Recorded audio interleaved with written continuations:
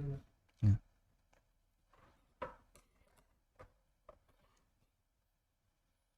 Assalamualaikum warahmatullahi wabarakatuh. Alhamdulillahi rabbil alamin. Wassalatu wassalamu ala ashrafil mursalin. Nabiyyina wa maulana Muhammadin wa ala alihi wa sahbihi ajma'in. Wa ashhadu an la ilaha illallah wahdahu la syarikalah. Wa ashhadu anna Muhammadan abduhu wa rasuluh. Sallallahu alaihi wa ala alihi wa sahbihi wa sallama tasliman katsira. Thumma amma ba'd. Alhamdulillah, puji syukur kita haturkan kehadirat Allah Subhanahu wa taala. Kembali di pagi hari ini kita akan membaca buku Ada Orang Utang, dan insya Allah di kesempatan ini kita akan membahas motivasi yang diberikan oleh syariat bagi orang yang berutang. Sehingga nanti kita akan melihat beberapa dalil yang berlaku bagi orang yang membutuhkan utang.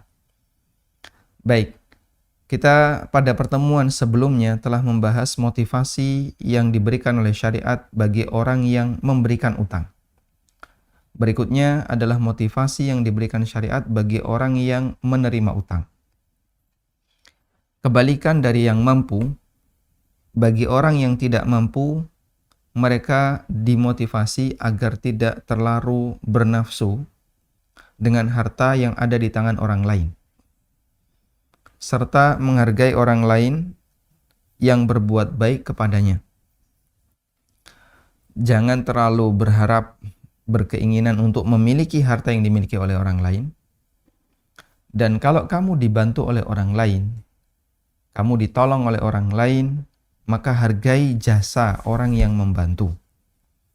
Secara umum ada 3 motivasi yang diberikan syariat, yaitu yang pertama, motivasi untuk menghindari utang dan bersikap qanaah. Sehingga dia selalu merasa cukup dengan apapun yang telah diberikan oleh Allah Subhanahu wa taala. Dan ada satu teori qanaah yang pernah disampaikan oleh Hasan bin Ali radhiyallahu anhuma, cucu Nabi sallallahu alaihi wasallam. Beliau mengatakan, manittakala ila khairi ikhtiyarillahi lahu lam yatamanna syai'a. Barang siapa yang pasrah terhadap pilihan terbaik yang Allah berikan kepadanya, maka dia tidak akan berangan-angan untuk mendapatkan sesuatu yang bukan miliknya. Manittakala ila khairi ikhtiyarillahi lahu lam yatamanna syai'a. Jadi dia diajarkan prinsip pasrah terhadap pilihan terbaik yang Allah berikan. Pasrah terhadap pilihan terbaik. Pilihan Allah. Dan pilihan Allah bagi hamba adalah yang terbaik bagi hamba. Karena Allah yang paling tahu tentang kondisi hambanya. Siapa yang pasrah terhadap pilihan terbaik yang Allah berikan kepadanya, lam yatamanna syai'a, maka dia tidak akan berangan-angan. Tidak akan berangan-angan untuk mendapatkan sesuatu yang tidak dia miliki. Nah, kemudian yang kedua adalah menghargai orang lain yang berbuat baik kepadanya. Yang ketiga, jujur dan amanah ketika memegang harta orang lain. Baik, 3 prinsip ini yang harus dimiliki oleh orang yang berutang. Pertama, sebisa mungkin hindari utang, sehingga kalau belum sampai pada tingkatan mendesak, sebaiknya jangan utang. Yang kedua, kalaupun Anda ternyata harus berutang, kemudian Anda diberi utangan oleh orang lain, maka hargai kebaikan orang yang memberi utang. Sehingga ketika ditagih, ya, jangan dibentak-bentak, jangan malah marah. Ketika misalnya jangan pasang nafas suudzon kepada orang yang memberi utang. Seperti yang kita tahu, banyak terjadi pecah hubungan silaturahmi, hubungan yang baik antar sama saudara. Salah satu di antara sebabnya adalah karena masalah utang piutang. Yang ketiga, jujur dan amanah ketika kita memegang harta orang lain. Baik, kita simak beberapa dalilnya. Yang pertama, ketika telah wafat, jiwa seorang mukmin terkatung-katung karena utangnya. Sehingga dia tidak akan bisa tenang kecuali ketika utangnya sudah dilunasi.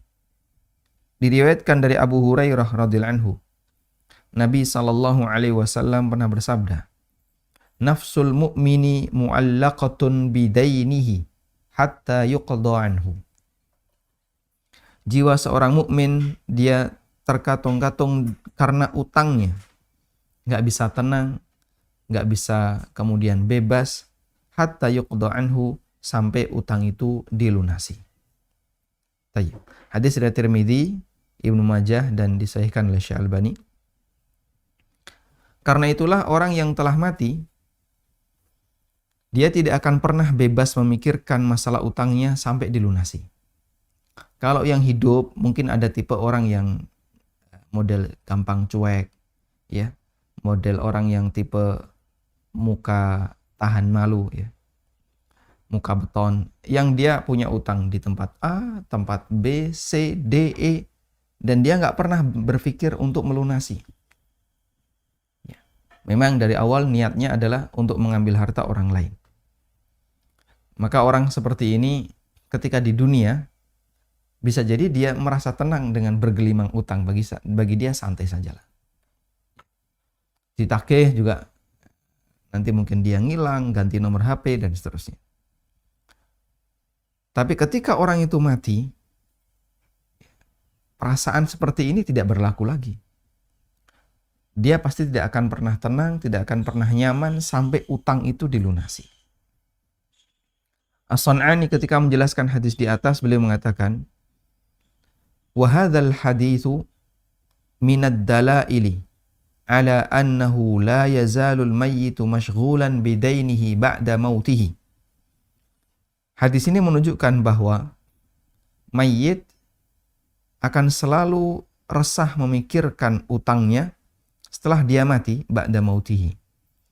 Sehingga orang tidak akan pernah merasa tenang, dia akan selalu resah ketika dia sudah mati sampai utang itu dilunasi. Fafihi hathun 'ala at-takhallusi minhu qabla al-maut. Karena itu hadis ini menjadi motivasi untuk segera membebaskan utang qabla al-maut, sebelum orang itu mati. Wa annahu ahammul huquq, dan ini merupakan hak tanggung jawab yang paling penting untuk diselesaikan. Maka salah besar kalau ada orang yang berangkat umroh, ganti kendaraan, ganti HP, beli A, beli C, beli D, sementara utangnya masih banyak. Ya. Sehingga orang yang memberi utang, dia melihat, ini utang saya belum dilunasi, tapi dia sudah beli mobil. Utang saya belum dilunasi, tapi dia sudah beli motor. Utang belum dilunasi, tapi dia sudah beli ini, sudah ganti HP. Subhanallah. Ya. Ini orang karakternya aneh sekali. Jadi dia ingin enak sendiri, sementara orang lain dibuat susah olehnya. Duh, bentuk dibuat susahnya gimana, Pak? Ya kamu kan bawa harta orang itu, nggak kau kembalikan. Duh, tapi kan saya masih butuh. Butuh mana? Saya butuh untuk ganti HP. Itu mementingkan diri sendiri. Orang itu juga butuh ganti HP. Kalau bicara sama-sama butuh. Kamu butuh, dia juga butuh. Tapi Pak, dia orangnya nggak butuh. Dari mana kamu tahu kalau dia nggak butuh? Ya. Sebagaimana kamu merasa butuh dengan uang itu, dia juga butuh dengan uang itu. Dahulukan kepentingan orang lain daripada kepentingan pribadi. Yang jika itu adalah kewajiban yang harus kau tunaikan kepada orang lain. Makanya kata As-Sun'ani, bahwasanya utang ini adalah ahammul huquq, hak yang paling kuat, ya, yang harus didahulukan oleh orang yang berutang. Baik, tadi geser ya. Nah, kata As-Sun'ani, wa annahu ahammul huquq, bahwasanya utang adalah hak yang paling penting untuk segera ditunaikan. Wa idza kana hadza fid dain al-ma'khud bi ridha sahibihi. Apabila ini berlaku untuk utang, yang utang itu diambil dari pemiliknya dengan saling ridha. Ketika A utang kepada si B, lalu B memberikan utang itu. Mereka lakukan dengan cara apa? Saling ridha. Dan itu pun syariat meminta, kalau sampai belum lunas sehingga kamu mati, maka jiwamu tidak akan pernah tenang, hati akan selalu resah sampai utang itu dibayar. Padahal itu dilakukan saling ridha.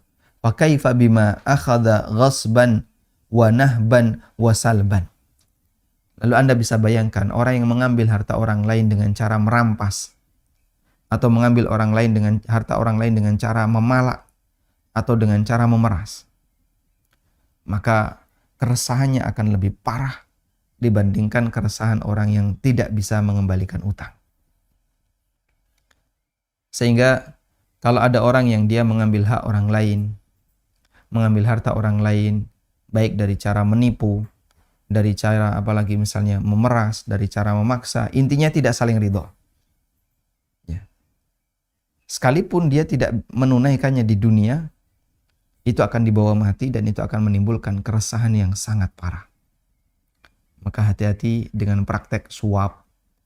Ya, untuk ini saya kok nggak bisa dapat ini ya, nggak bisa dapat ini. Oh, pakai sogok.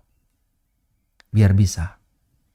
Nah, orang-orang seperti ini, Anda bisa bayangkan resahnya akan sangat maksimal. Karena dia mengambil harta itu dengan cara zalim. Tidak ada istilah suap dalam rangka mengambil hak itu saling ridho, tidak ada. Suap dalam rangka mengambil hak rata-rata adalah karena terpaksa. Baik.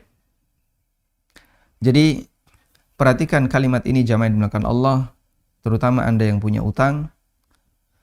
Jangan kemudian Anda lebih mementingkan pribadi, dana itu kemudian dipakai untuk kepentingan pribadi, padahal dia punya tanggung jawab untuk melunasi utang. Apalagi yang jatuh tempohnya sudah jatuh tempo utang itu. Segera dilunasi dan jangan mementingkan pribadi. Silahkan menggunakan dana itu untuk kebutuhan yang paling pokok. Ya, misalnya untuk beli beras, atau yang penting pokoknya manusia bisa bertahan hidup. Tapi untuk yang bukan kebutuhan pokok, yang sifatnya sekunder atau tersier, seharusnya ditaruh di belakang. Tunaikan dulu kewajiban, baru silahkan kau penuhi kebutuhan sekunder atau kebutuhan tersier. Jangan dibalik. Kebutuhan sekunder, kebutuhan tersier didahulukan. Sementara hak orang lain dibelakangkan. Ya kasihan yang memberikan utang. Nah, karena itu, ada kasus seperti ini ya. Ada orang punya utang. Dan dia nggak punya uang. Nggak bisa bayar. Tapi dia punya properti, punya rumah. Dia punya tanah misalnya. Apa yang harus dilakukan? Dia harus jual propertinya. Loh kenapa? Saya pingin properti ini nanti jadi warisan bagi anak-anak saya. Kalau begitu, kamu harus bayar utang itu. Saya tidak punya uang. Kalau nggak punya uang, berarti propertimu harus dijual. Ya kasihan yang memberi utang. Yang memberi utang, dia membutuhkan dana itu, sementara kamu menahan properti kamu. Seharusnya kalau punya kewajiban, nggak punya dana untuk mengembalikan, berarti harus ya melepas sebagian harta yang kita simpan. Jual properti. Karena itu dibenarkan oleh para ulama bagi orang yang punya utang dan utang itu ada barang gadai, kemudian dia nggak bisa bayar dengan uang, lalu orang ini nggak mau untuk melunasi dan nggak mau jual propertinya, maka dibenarkan bagi pihak yang berwenang untuk memaksa orang ini menjual barang gadainya, menjual barang yang dia gadaikan untuk utangnya. Kenapa? Dalam rangka untuk menjaga hak orang lain. Baik. Kita lanjutkan. Kapan mayat bisa tenang? Mayat bisa tenang setelah utang itu dibayarkan. bukan semata ketika ada orang yang menjamin untuk melunasinya. Sehingga ada perlu bedakan antara dilunasi dengan dijamin. Ya. Antara dilunasi dengan dijamin ini dua hal yang berbeda. Dijamin bisa jadi orang ketika mati keluarganya banyak. Ada anak, ada kemudian saudara. Sehingga ketika dia mati, anaknya menjamin. Sudah, siapa yang punya utang saya jamin. Atau saudaranya menjamin. Intinya dijamin oleh keluarganya. Sehingga bisa jadi ahli waris menjamin pelunasan utangnya. Namun, selama belum dibayar, mayat tidak akan bisa tenang. Sehingga orang yang meninggal dunia tidak akan pernah tenang sampai utang itu dilunasi. Dalam hadis yang lain diriwayatkan dari Jabir bin Abdullah radhiyallahu anhuma, beliau menceritakan, ada seseorang yang meninggal. Kami memandikannya, memberinya minyak wangi dan mengkafaninya. Kemudian kami bawa ke hadapan Rasulullah sallallahu alaihi wasallam agar beliau mensolatinya. Kemudian Nabi sallallahu alaihi wasallam melangkah satu langkah, lalu beliau bertanya, "A'alaihi dainun?" A'alaihi dain? Apakah dia punya utang? Kemudian kami jawab, ada 2 dinar. Tiba-tiba beliau kembali. Sehingga Nabi SAW mundur, nggak jadi. Hingga Abu Qatadah siap menanggung utangnya. Abu Qatadah mengatakan, 2 dinar tanggunganku ya Rasulullah. Kata Abu Qatadah. Menjadi tanggungan orang yang berutang dan mayat sudah lepas tangan? Katanya Nabi SAW. Kata Jabir, ini mungkin Abu Qatadah yang benar ya. Jawab Abu Qatadah, ya baiklah. Kemudian Nabi SAW bersedia untuk mensolati jenazahnya. Ini Abu Qatadah. Apa hubungan Abu Qatadah dengan jenazah ini? Menurut sebagian keterangan ulama, bahwasanya jenazah ini adalah pamannya Abu Qatadah. Dia mati punya utang cuma 2 dinar ya. 2 dinar. 2 dinar berapa Pak? Ya. 2 dinar kurang lebih ya 6 jutaan. Sekarang harga emas 900, berarti kurang lebih berapa? 8 atau 9 juta. 8 atau 9 juta. 2 dinar. Sudah? Nah, Abu Qatadah radhiyallahu anhu siap menanggung itu. Anda bisa bayangkan kalau utangnya adalah utang KPR yang ratusan juta. Utangnya adalah utang leasing yang puluhan juta.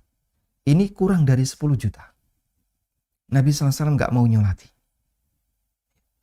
Lalu ditanggung oleh Abu Qatadah. Kemudian Nabi SAW bersedia untuk mensolati jenazahnya. Keesokan harinya Nabi SAW bertanya kepada Abu Qatadah, bagaimana dengan 2 dinar? Kata Abu Qatadah, dia baru meninggal kemarin ya Rasulullah. Jadi Nabi SAW langsung aktif menanyakan, karena Abu Qatadah sebagai penjamin untuk memastikan Abu Qatadah akan segera melunasinya. Baru kemarin kok sekarang sudah ditagih. Baru kemarin kok sekarang sudah ditanya. Maksud Abu Qatadah apakah harus secepat itu untuk melunasinya? Besoknya Abu Qatadah mendatangi Nabi SAW dan beliau berkata, telah saya lunasi. Jadi mungkin beliau merasa malu kalau nanti ketemu ditanya lagi daripada ditanya-tanya oleh Nabi SAW. Maka Abu Qatadah segera melunasinya. Kemudian setelah dilunasi, Abu Qatadah lapor, lalu Nabi SAW mengatakan, Al-ana baradat alaihi jildu. Sekarang wahai Abu Qatadah, barulah kulitnya itu bisa mendingin. Masya Allah. Jadi kita bisa bayangin ya, orang yang meninggal dunia utangnya banyak, sementara keluarga tidak tahu orang ini utang kepada siapa saja. Akhirnya semuanya serba bingung, anaknya mungkin masih remaja yang belum sanggup untuk kemudian bekerja dan hanya mengandalkan warisan yang ada. Tayyib. Dan dulu ada sahabat Abdullah bin Zubair yang mengalami seperti itu. Zubair bin Awam, beliau ketika meninggal dunia itu punya banyak utang. Dan Abdullah bin Zubair karena beliau paham bahwasanya warisan tidak boleh dibagi sampai utang lunas, maka beliau umumkan. Kalau sekarang kan media untuk menyebarkan sebuah pengumuman gampang ya. Kalau dulu sangat susah. Sehingga beliau umumkan di musim haji. Beliau umumkan itu di musim haji. Saat musim haji banyak orang berkumpul ya. Oleh Abdullah bin Zubair beliau mengumumkan itu. Siapa yang punya utang, siapa yang punya piutang kepada Zubair yang belum terbayarkan. Kemudian setelah 3 tahun barulah warisan dibagi. Baik. Al-ana baradat alaihi jildu. Sekaranglah kulit mayit itu sudah menjadi dingin. Sehingga mendinginnya setelah utang dilunasi, bukan utang dijamin. Nah, yang berbahaya adalah ketika ahli waris tidak amanah. Sehingga ada orang yang nagih utang, dia nggak mau kasih. Karena sayang kalau warisannya berkurang. Padahal itu adalah kewajiban yang harus dia tunaikan. Karena Allah Subhanahu wa Ta'ala menegaskan, warisan baru boleh dibagi min ba'di wasiyatin yusa biha aw dain. Setelah wasiat itu ditunaikan dan setelah utang ditunaikan. Urutannya wasiat dan utang dalam ayat, tapi qadha Rasulullah SAW, tapi kata Ali bin Abi Thalib, qadha Rasulullah SAW ad-daina qabla al-wasiyah. Nabi SAW memutuskan utang dulu didahulukan sebelum wasiyah. Selanjutnya, yang kedua, hadis yang kedua untuk orang yang berutang. Utang itu menakut-nakuti diri sendiri. Artinya utang itu menjadi beban bagi hamba, bagi seorang manusia yang dia terbebani dengan utangnya. Utang itu jadi beban hidupnya. Diriwayatkan dari Uqbah bin Amir radhiyallahu anhu, Nabi SAW bersabda, La tukhifu anfusakum ba'da amniha. Janganlah kalian menakut-nakuti diri kalian setelah mendapatkan keamanan. Jangan kalian menakut-nakuti diri kalian setelah mendapatkan keamanan. Apa bentuk keamanan? Setiap manusia yang lahir, setiap bayi yang lahir, dia itu nggak punya beban apapun, nggak punya tanggung jawab apapun. Sehingga dia aman. Maka bayi yang lahir, anak kecil, kemudian dia mati sebelum balik, aman dia. Dia aman. Artinya apa? Jaminan masuk surga. Kenapa? Karena dia tidak punya beban sama sekali. Para sahabat bertanya, apa yang dimaksud menakut-nakuti diri setelah Allah berikan jaminan keamanan? Qalu wa ma dzaka ya Rasulullah? Apa yang dimaksud itu ya Rasulullah? Qala, jawab Nabi sallallahu alaihi wasallam, ad-dain, itu adalah utang. Sehingga utang di sini menakut-nakuti diri sendiri. Nah, hadis riwayat Ahmad dan dihasankan oleh Syekh Al-Nawawi. Semua manusia diberi jaminan keamanan karena mereka terlahir tanpa beban dan tanggung jawab terkait hak orang lain. Sehingga dengan adanya utang, dia akan banyak ketakutan karena menanggung beban milik orang lain. Dia nambahi beban untuk dirinya. Baik, Anda bisa perhatikan bahwa manusia diberi oleh Allah Subhanahu wa Ta'ala kewajiban syariat yang sering disebut oleh para ulama, meskipun ada sebagian ulama yang nggak setuju, dengan sebutan taklif, yaitu kewajiban yang harus ditunaikan oleh para hamba. Jika dia berhasil menunaikannya dengan baik, maka Allah janjikan untuk bisa mendapatkan surga, dan sebaliknya, kalau dia menyepelekannya, menyia-nyiakannya, maka Allah akan berikan hukuman dia di neraka. Dan kewajiban ini dulu pernah ditawarkan kepada langit, bumi, dan gunung. Yang kata Allah, fa'abaina ayyahmilnaha wa ashfaqna minha. Mereka itu ketakutan untuk menerimanya. Ada di surat Al-Ahzab ayat 72. Coba kita buka Al-Ahzab ayat 72. Allah Subhanahu wa taala ceritakan bahwa mereka gak sanggup untuk menerimanya. Ayat berapa tadi? 72. Kita buka di 71.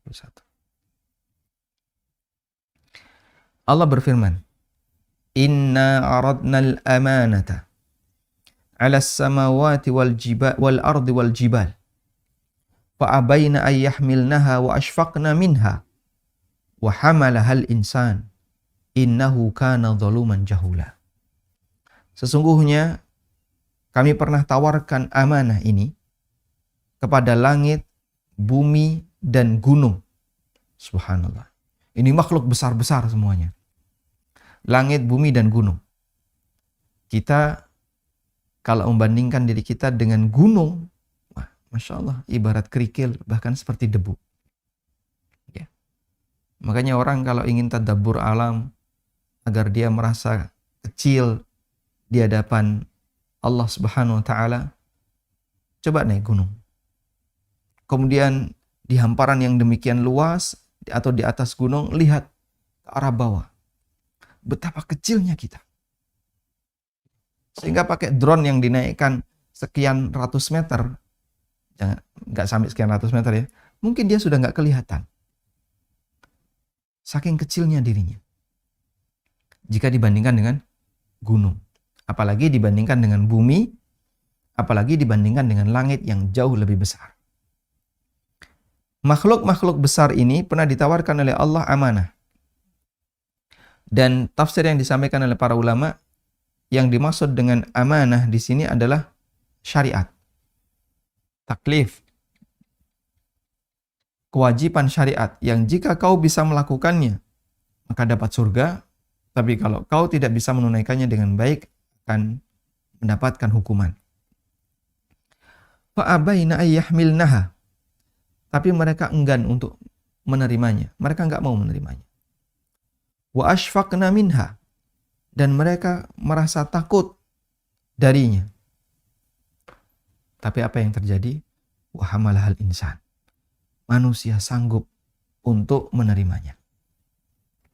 Manusia sanggup untuk menunaikan amanah itu. Masya Allah. Padahal ini makhluk yang kecil, yang kalau dibandingkan langit dan bumi, Masya Allah, jangankan pakai ibarat debu, mungkin tidak kelihatan, saking kecilnya. Lalu Allah katakan, innahu kana zaluman jahula.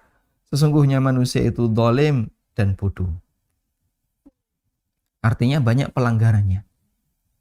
Sehingga di sini kita bisa perhatikan bahwasanya syariat yang telah diberikan oleh Allah Ta'ala kepada manusia, itu sebelumnya telah Allah tawarkan kepada langit, bumi, dan gunung, tapi mereka nggak sanggup, mereka ketakutan. Dan Anda bisa perhatikan ya, kewajiban syariat itu, kewajiban syariat, Allah wajibkan, kewajiban syariat Allah wajibkan ketika manusia itu sudah balik. Di usia berapa manusia itu balik? Allah ciptakan manusia, normal dia bisa balik di usia belasan tahun. Bahkan sebelum 10 tahun. Ya, mungkin antara 10 sampai 15 tahun.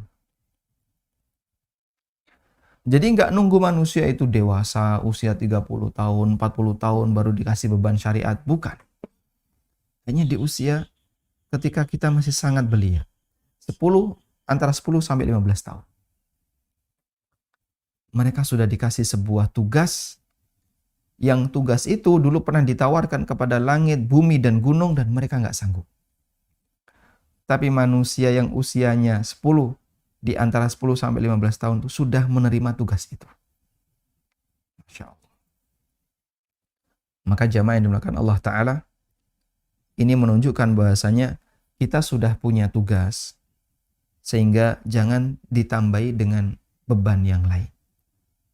Itulah maksud kenapa utang disebut menakut-nakuti diri sendiri. Kemudian yang ketiga,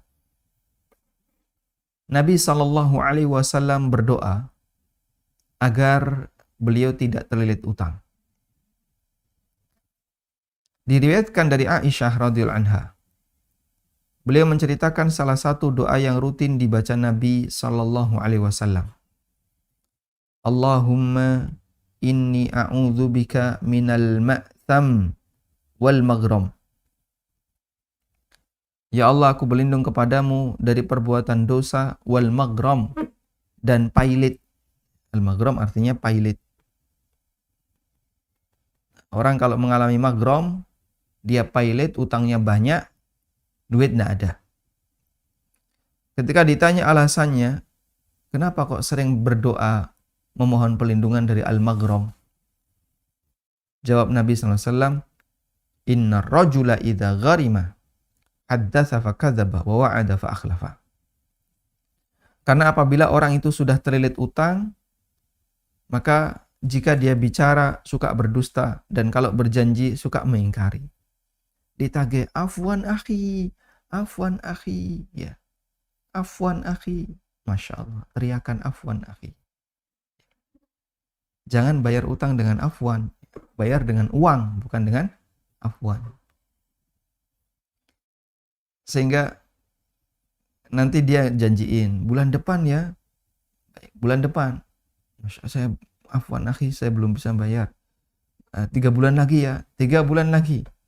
Afwan akhi, tahun depan ya. Terus nanti diperpanjang terus. Jadi miliki semangat untuk menunaikan, insya Allah akan dibantu. Makanya Nabi SAW memohon perlindungan kepada Allah dari kondisi seperti ini, karena ini menjadi sumber penyebab orang itu melakukan perbuatan dosa berikutnya. Yaitu kalau bicara suka berdusta, kalau berjanji suka mengingkari. Dalam doa ini Rasulullah SAW berlindung dari sumber masalah di dunia dan di akhirat. Dosa merupakan sumber masalah di akhirat. Sementara dengan utang manusia akan selalu dikejar orang lain sehingga menjadi sumber masalahnya di dunia. Sumber masalah baginya di dunia. Baik.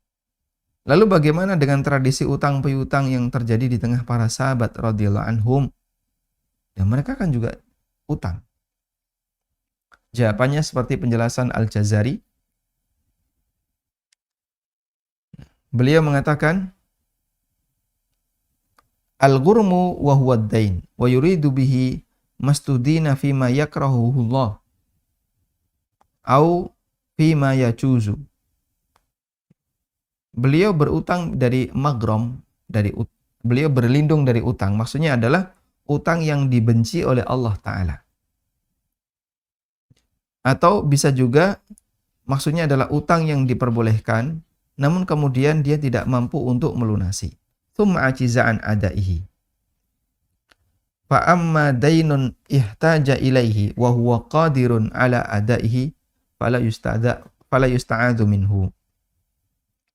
Tapi kalau utang yang sangat dia butuhkan dan dia mampu untuk melunasinya, maka ya beliau Nabi SAW tidak memohon perlindungan darinya. Jadi kita bahas begini ya. Rasulullah SAW berlindung kepada Allah dari pailit karena terlilit utang. Tapi nyatanya para sahabat dan beliau sendiri punya utang.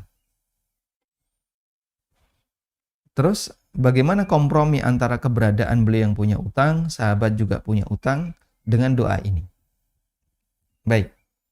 Keterangan Al-Jazari, Nabi SAW berlindung kepada Allah dari utang itu, maksudnya adalah utang yang dibenci, atau dia utang, tapi kemungkinan besar dia nggak bisa melunasi. Misalnya orang memaksakan diri, beli mobil, beli rumah, tanpa mengaca kepada kemampuannya. Sehingga ketika dia tidak melihat kemampuannya, apa yang terjadi? Dia utang dengan nilai yang besar tadi, keberatan bagi dia untuk bisa melunasinya. Yang seperti ini itulah makna utang yang dimana Nabi SAW memohon perlindungan kepada Allah darinya. Adapun utang yang dibutuhkan, seperti utang yang dilakukan oleh Nabi SAW di akhir hayat beliau, atau utang di mana Nabi SAW mampu untuk melunasinya, maka yang seperti ini tidak masuk dalam bagian isti'adzah. Beliau tidak berlindung darinya. Artinya hal seperti ini diperbolehkan. Baik. Kemudian ini ada beberapa dalil yang lain. Ya. Masih berapa ini? 4, 5. Masih cukup panjang ya. Baik. Di antaranya adalah orang yang mati dalam keadaan bebas utang dijamin surga. Kemudian orang yang mati syahid terhalang karena utang. Dan insyaAllah kita akan baca di pertemuan berikutnya insyaAllah ta'ala. Wassallallahu ala nabiyyina Muhammadin wa ala alihi wa sahbihi wa sallam.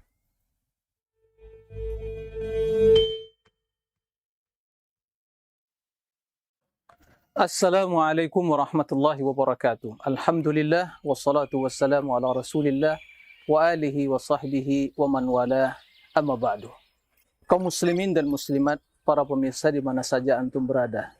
Saya sekarang berada di lantai 2 pembangunan sekolah Islam yang dibina oleh Ustadz Aminur Ba'is di bawah Yayasan Amal Abadi.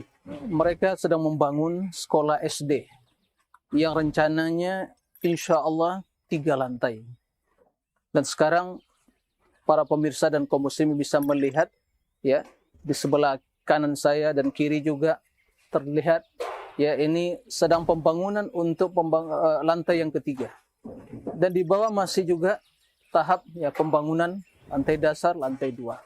Tentunya pembangunan yang memakan biaya, membutuhkan ya donasi yang luar biasa. Oleh karena itu, saya memanggil kita semua. Saya atas nama Muhammad Nur Ihsan, salah seorang anggota Dewan Fatwa, mengajak kita semua. Mari kita bersama-sama meringankan beban saudara kita, membantu saudara kita untuk ya kelangsungan pembangunan sekolah dasar ya Islam yang dibina oleh Ustadz Aminur Ba'is. Dan tentu apa yang saudara dan kaum muslimin infakkan di jalan tidak akan sia-sia di sisi Allah Subhanahu wa taala. Kesempatan yang baik untuk kita berinvestasi akhirat. Mari bersegera kita meraih ridha Allah dengan menginfakkan sebagian harta yang Allah titipkan bagi kita. Dan itulah sesungguhnya yang akan menjadi bagian untuk kita. Demikian. Mudah-mudahan bermanfaat. Mudah-mudahan kita senantiasa melindungi Allah Subhanahu wa taala, dan mudah-mudahan kita senantiasa dijaga oleh Allah dengan menginfakkan sebagian harta yang Allah titipkan bagi kita. Allahumma amin. Demikian. Wassalamualaikum warahmatullahi wabarakatuh. وما أنفقتم من شيء فهو يخلفه وهو خير الرازقين.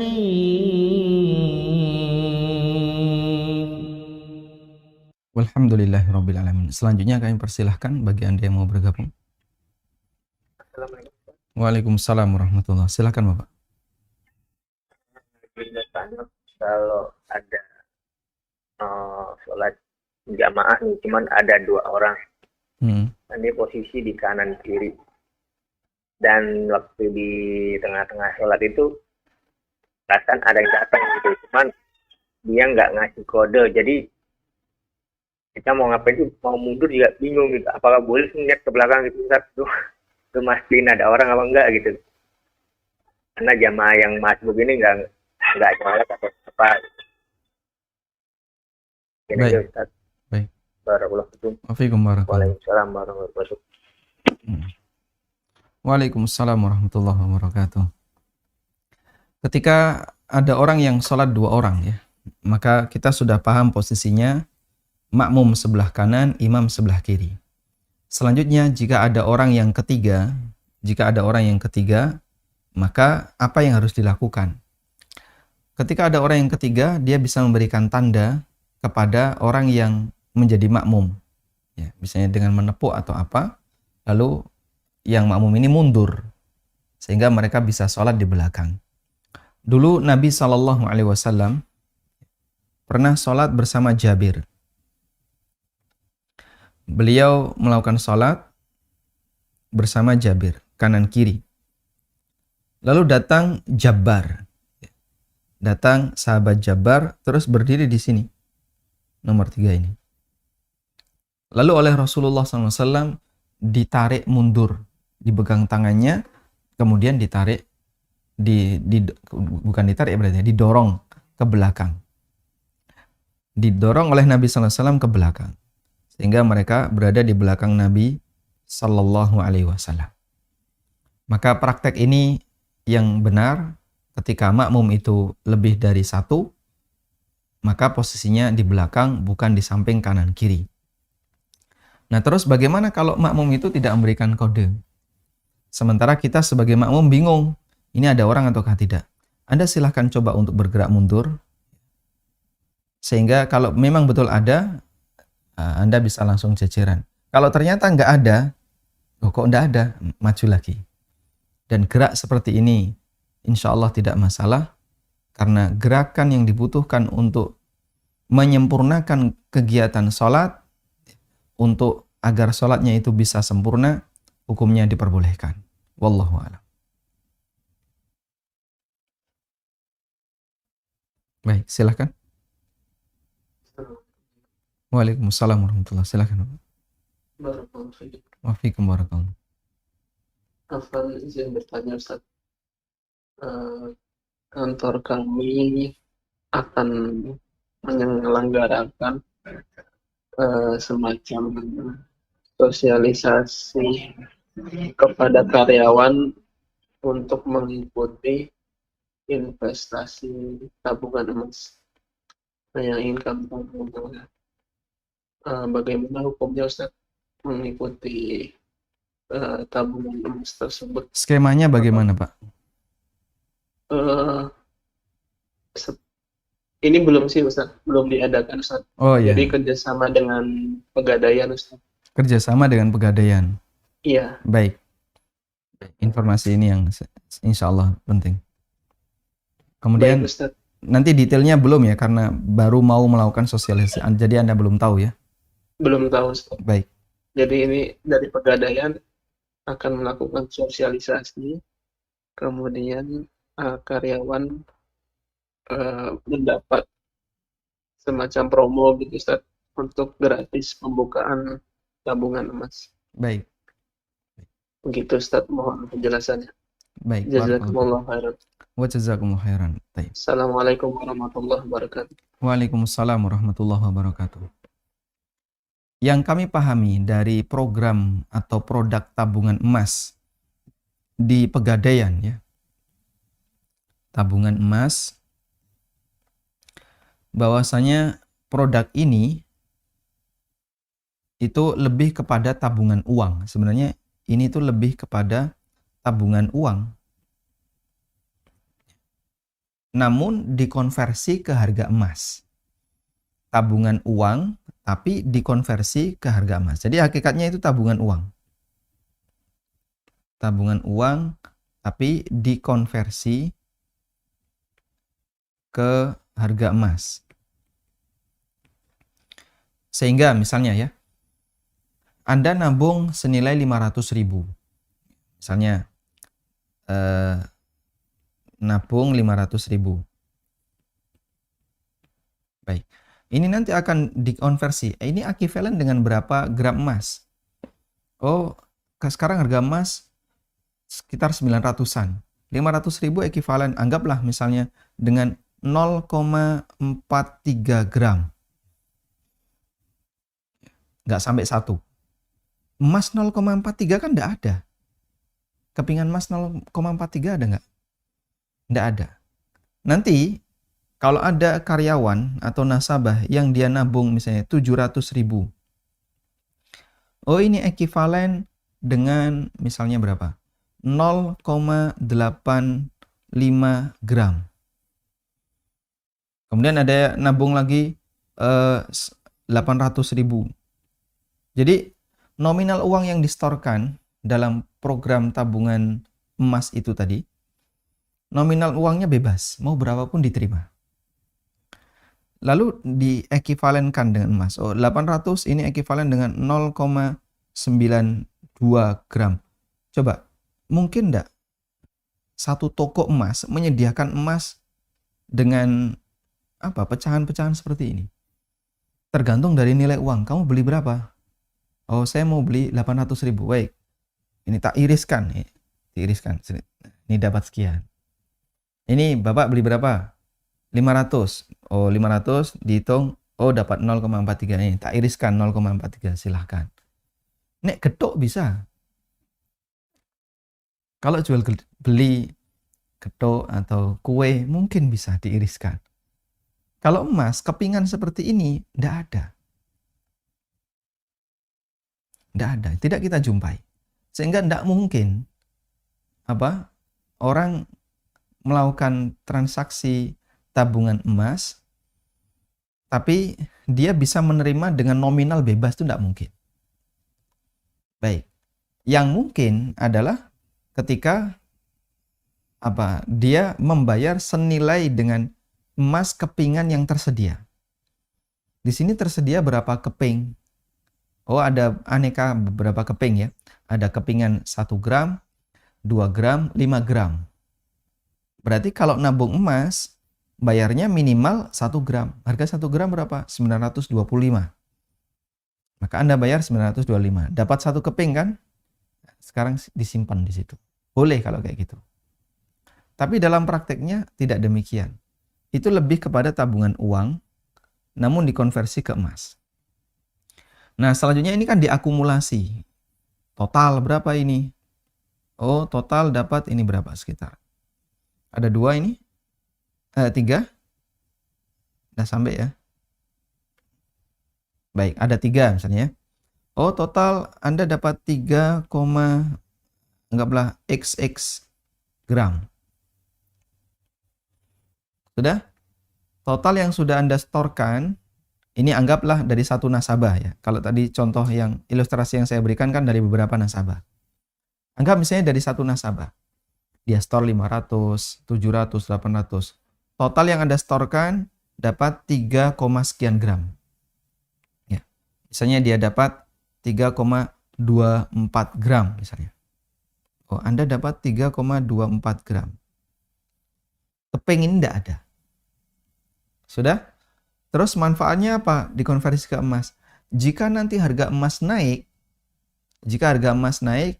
maka nilai uang yang dia titipkan, yang dia taruh di Pegadaian ini akan ikut naik. Nah, sehingga dia mendapatkan keuntungan dari situ. Ini total berapa ini? 2 juta ya. 2 juta. Sudah? Total emas dia 3,24. Pada awal dia nabung, ini memang ekivalen 3,24. Harga emas naik. Harga emas naik sehingga misalnya per gram 1 gram misalnya jadi 1 juta. Baik. Sehingga nilai 3,24 itu sudah menjadi 3,24 juta. Terjadilah perubahan dari 2 juta dapat 3,24. Ya. Sudah? Terus keuntungan 1,24 ini duit siapa? Nah, disinilah yang bermasalah. Dia mendapatkan kelebihan padahal dia nggak pernah beli emas. Ya. Tapi kan itu sudah dikonversi ke emas. Fisik emasnya mana? Ya nggak ada emas kepingan 0,8, 0,9, 0,4. Nggak ada, adanya cuma 1 gram. Nah makanya itu, karena kepingan emas nggak ada, Anda tidak beli emas. Kepingan emasnya harus, karena itu praktek seperti ini jelas riba, ya. Baik dari sisi riba fadl karena ada kelebihan, atau riba nasi'ah karena fisik emas nggak ada. Cuma menyerahkan uang, lalu dianggap sudah ada emasnya, padahal emasnya virtual. Wallahu a'lam. Silahkan. Silahkan Anda Halo. sudah terhubung. Iya. Nah. Halo, Assalamualaikum, Ustaz. Waalaikumsalam warahmatullahi. Mohon maaf Pak, sebelumnya televisinya bisa di-mute? Oh iya, Ustaz. Sekarang. Sudah. Silahkan. Izin bertanya, Ustaz. Misalkan seorang wanita, seorang istri yang ketika sebelum kita menikah, Ustaz, dia memiliki sejumlah utang. Punya utang? Apakah punya utang? Utang tersebut ada sebelum kita menikah, Ustaz. Sebelum kita menikah dengannya. Kemudian setelah lama perjalanan pernikahan, dia baru kemudian menyampaikan bahwa dia memiliki sejumlah utang sekian. Apakah utang ini wajib bagi suami untuk melunasinya? Kemudian apakah boleh, Ustaz, jika suaminya tersebut sudah punya kewajiban zakat, apakah boleh uang zakatnya tersebut dia bayarkan untuk utang istrinya tersebut, Ustaz? Masya Allah. Iya, syukur Ustaz. Jazakallah khair. Barakallahu fiikum. Wa jazakumullahu fiikum barakallah. Tayyib. Yang pertama, apakah suami berkewajiban untuk melunasi utang istri? Utang istri itu ada dua ya. Pertama, utang karena nafkahnya tidak dipenuhi suami. Yang kedua, utang di luar nafkah. Contoh utang karena nafkah misalnya, ada seorang istri yang dia nggak pernah dinafkahi oleh suaminya. Sementara dia butuh nafkah, makan, dan kebutuhan sehari-hari. Akhirnya dia utang. Utang senilai yang cukup untuk nafkahnya. Sampai beberapa bulan. Lalu suaminya tobat. Ya. Setelah ikut kajian, para asatidzah Ahlussunnah, suaminya tobat. Setelah tobat, dia kemudian balik lagi ke istrinya, lalu hidup rukun. Kemudian istrinya menyampaikan, saya kemarin utang sekian. Loh, kamu utang kok gak izin saya, kok gak pamit saya? Lah gimana mau izin? Mau nafkah yang wajib aja gak dikasih. Sehingga kalau minta gak mungkin dikasih. Maka di posisi ini suami wajib melunasi utang istrinya. Karena sebenarnya utang ini adalah utang disebabkan karena suami gak ngasih nafkah. Dan suami harus melunasi utang itu. Satu. Yang kedua, utang di luar nafkah. Ya, termasuk kasus yang tadi ditanyakan, istri sudah punya utang sebelum menikah. Atau wanita ini sudah punya utang sebelum menikah. Kemudian setelah menikah, dia baru ngomong. Di posisi ini jelas kita bisa pastikan ini utang di luar nafkah. Karena kan dia utang sebelum nikah. Sehingga di posisi ini suami tidak wajib untuk melunasinya. Maka itu menjadi tanggung jawab istri. Menjadi tanggung jawab pribadi istri. Wallahu alam. Nah, apakah boleh bagi suami yang ketika mengeluarkan zakat digunakan untuk nutupi utang ini? Wallahu alam, saya butuh belajar tentang ini. Tidak bisa saya sampaikan jawabannya sekarang. Nah, wallahu alam. Bismillah. Assalamualaikum Ustadz. Waalaikumsalam warahmatullahi. Bagaimana hukumnya jika kita dipinjami utang dari uang hasil korupsi dan kita mengetahui dari awal bahwa uang tersebut adalah uang hasil korupsi? Apakah wajib dikembalikan atau boleh menggantinya dengan bentuk sumbangan? Baik. Jika kita diutangi oleh orang lain dengan uang hasil korupsi itu sama dengan hasil kedzaliman. Hasil korupsi sama dengan hasil kedzaliman. Dan dulu kita pernah membahas itu ya di buku Pasar Muslim dan Dunia Makelar. Ada keterangan dari Syekhul Islam. Yang kita bahas di bab, coba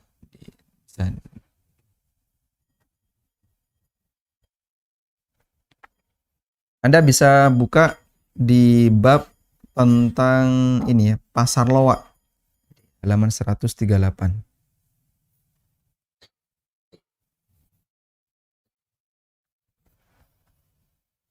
Baik. Syekhul Islam pernah menyebutkan dalam Majmu' Fatawa. Ini dikutip dari Majmu' Fatawa.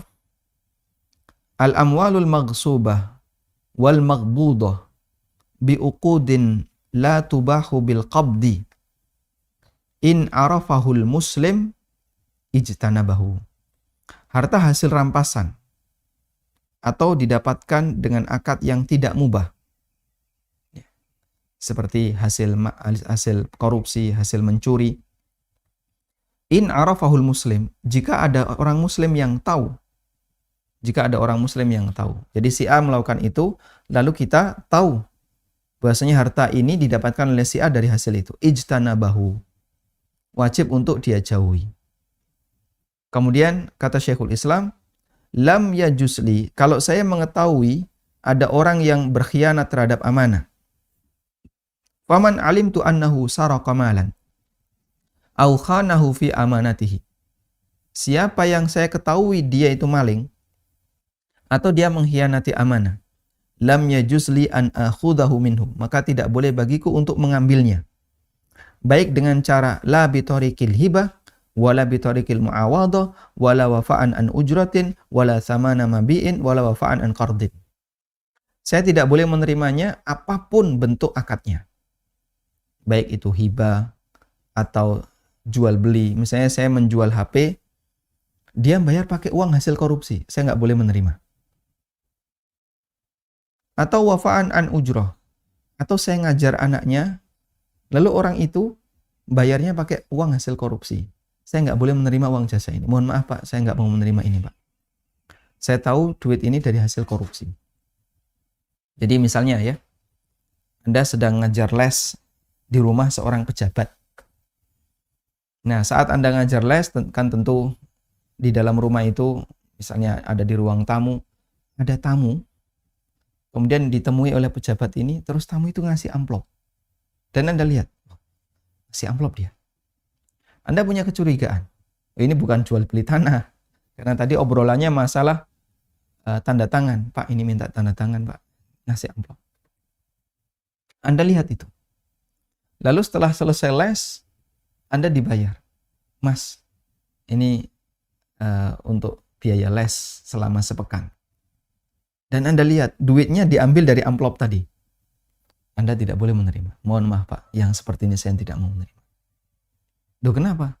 Ini uang hasil suap.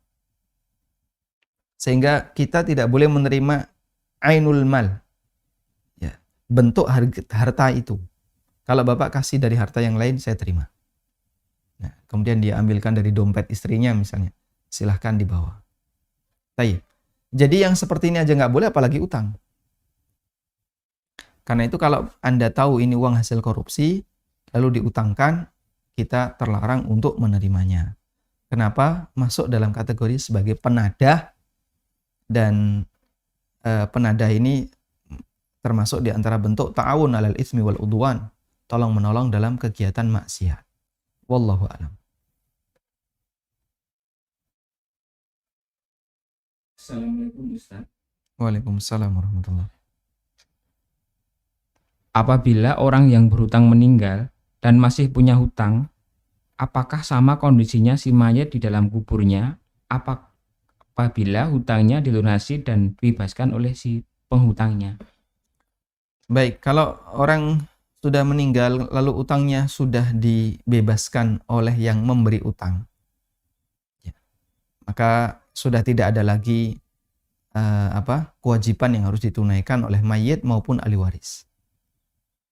Karena itu, jika Anda membebaskan dan ahli waris tahu, ya, Bapak itu pernah utang kepada si A dan sampai Bapak meninggal belum dibayar,